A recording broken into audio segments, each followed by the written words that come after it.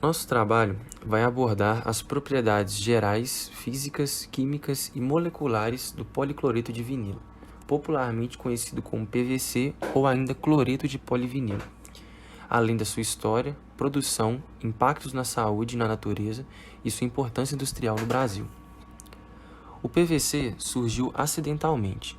O material foi sintetizado em 1872 pelo químico alemão Eugen Baumann, quando ele esqueceu um recipiente de cloreto de vinila exposto ao sol, fazendo surgir ali uma sólida parte de policloreto de vinila.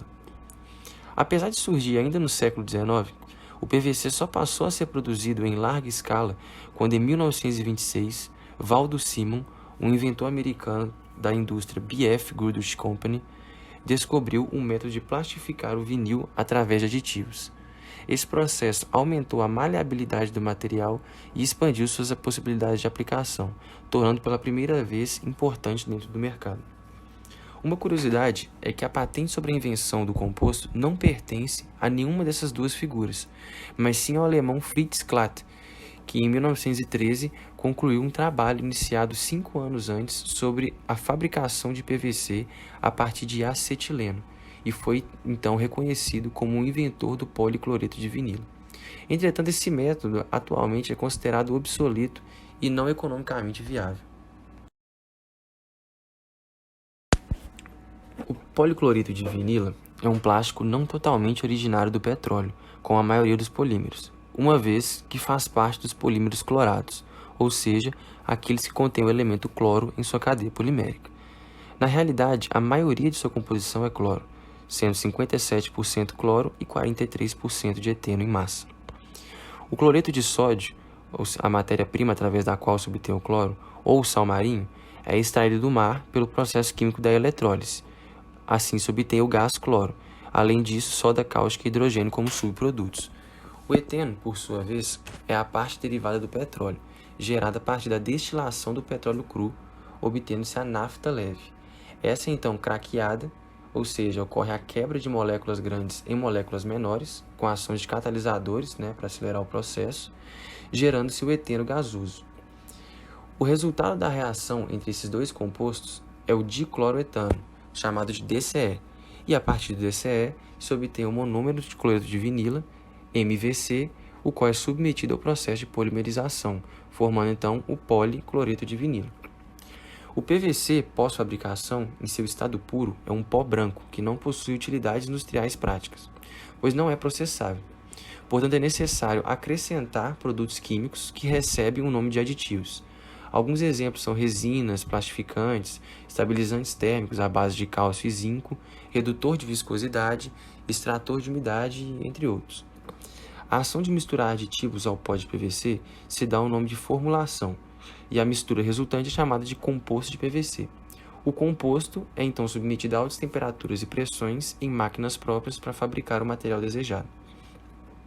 O PVC é um dos polímeros mais conhecidos e utilizados hoje em dia, em diversas áreas e setores. Mesmo sendo um polímero termoplástico, ou seja, já é extremamente maleável, o PVC ainda é considerado um dos termoplásticos mais diferenciados, graças à sua alta versatilidade. A inclusão de aditivos de baixo peso molecular deixa a resina flexível ou com aspecto emborrachado, o que também baixa a temperatura de transição vítrea. Entretanto, apresenta ainda algumas limitações, como por exemplo o fato de ser muito sensível ao calor, influenciando na estrutura do material, tornando-o frágil e podendo até mesmo liberar substâncias tóxicas em certas temperaturas. Usos e aplicações do PVC. Para contextualizar, o PVC atualmente é um dos polímeros sintéticos de plástico mais utilizados e produzidos no mundo. Eles também têm uma vasta aplicação na construção civil, como por exemplo tubos e conexões, acabamentos, tanto que representa 62% da demanda total de PVC para a construção civil. E também 35% dos equipamentos de plástico utilizados, por exemplo, na medicina, são de PVC. E, por exemplo, bolsas de sangue que pouca gente tem conhecimento. Aqui a gente tem um gráfico de pizza com relação às principais aplicações do PVC no Brasil. Isso é de conhecimento de muitas pessoas, que ele é usado na construção civil, então representa uma grande parte desse gráfico, por exemplo, com 47% de tubos e conexões, laminatos, fios e cabos, que são artigos importantes para a construção civil. E também em coisas que as pessoas não sabem que ele é componente, por exemplo, em calçados, em embalagens também. O policloreto de vinila também ele é alvo de discussões a respeito dos impactos ambientais, de saúde e reciclagem, né? O processo de fabricação e descarte dele produzem substâncias que resistem à biodegradação natural, ou seja, demora para degradar e fixa, por exemplo, cerca de 60 anos na natureza, sendo bioacumulativos penetrando tecidos dos seres vivos. E nisso tem várias consequências que pode causar câncer, lesões no cérebro, ser em contato elevado com os seres vivos de uma forma geral. Obviamente, em alguns seres ele pode impactar mais dependendo do contato. Só que uma coisa que pode ser feita para reverter isso é que ele é reciclável e pode ser transformado até mesmo em gás ou em outros produtos que podem ser feitos para reduzir o impacto dele no meio ambiente. O composto de policloreto de vinila, o PVC, possui a fórmula molecular C2H3Cl. Todos os elementos dessa molécula realizam ligação covalente, compartilhando elétrons entre si.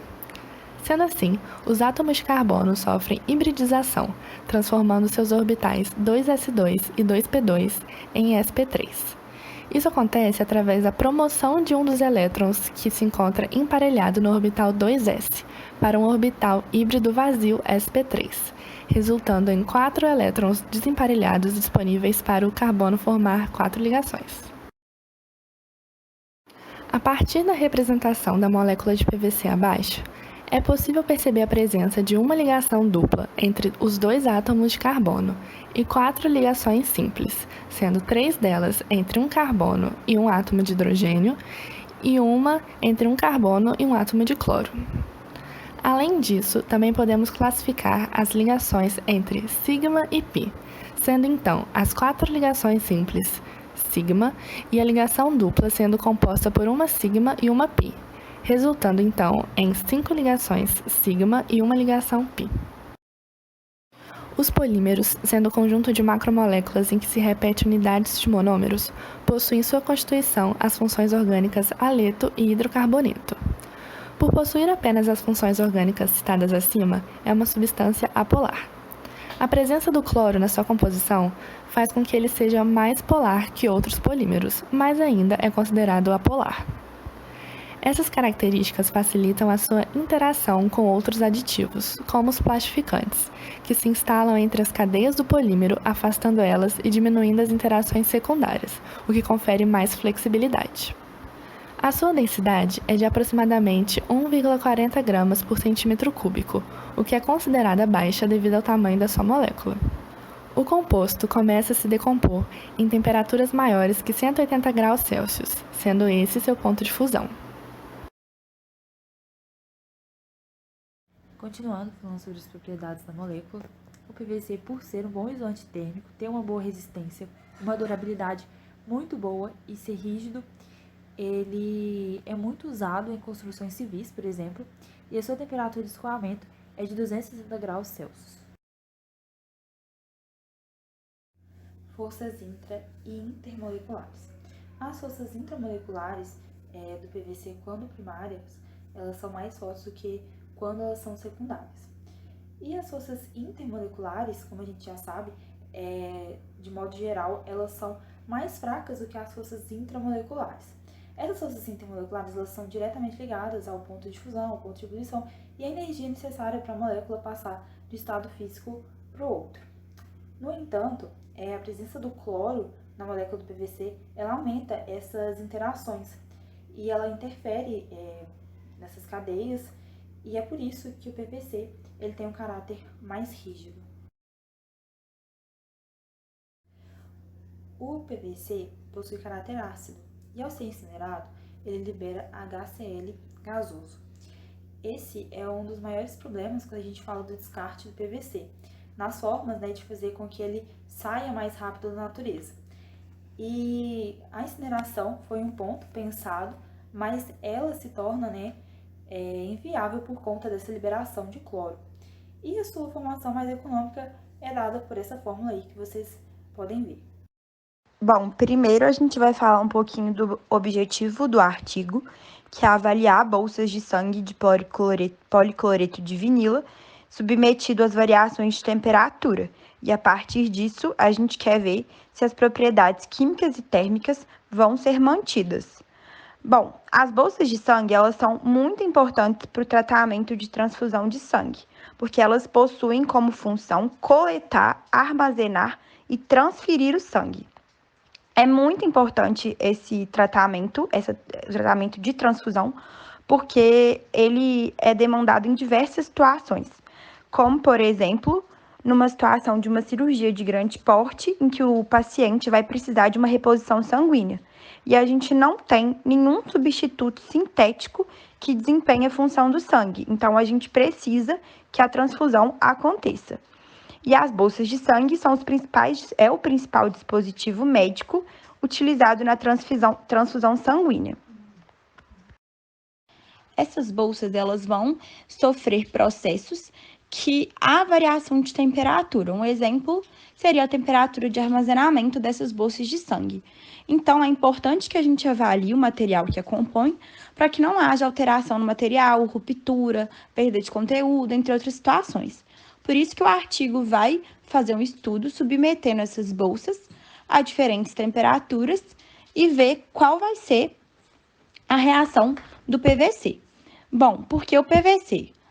A gente pode falar que ele tem uma alta tecnologia, um baixo custo, uma versatilidade e, além disso, a gente precisa colocar nessas bolsas moléculas plastificantes, que vão conferir para elas flexibilidade.